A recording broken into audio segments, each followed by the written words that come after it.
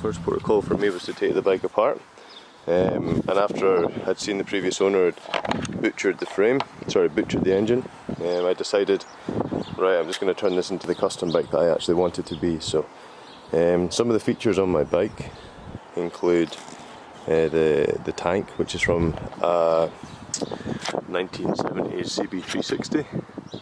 So that's been grafted on, new mounting points put in place. The seat, the frame itself's been shortened, so I wanted to keep the original frame,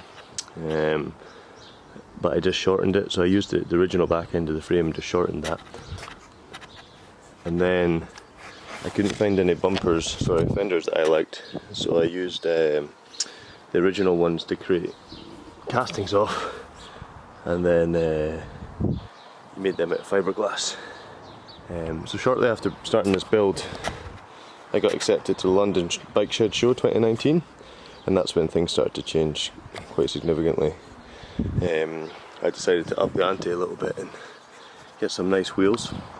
These are XL wheels. I think there's 19 by 3.5 in the front, and 17 by, I think there may be 3.5 again, I can't quite remember, and they're wrapped in high-to-no Scout tyres. The engine's been completely stripped down and rebuilt. I've had everything vapor blasted and put back together. I got a nice new YSS shock. Then I have a custom battery box, custom seat that I made the fiberglass, and then there's no way I'm talented enough to do this, so I sent that away to someone else to get that finished. Frame's been powder coated in postbox red, and then one of the final things I've done, fitted some Kawasaki Ninja 250 carbs, which really bring the bike to life.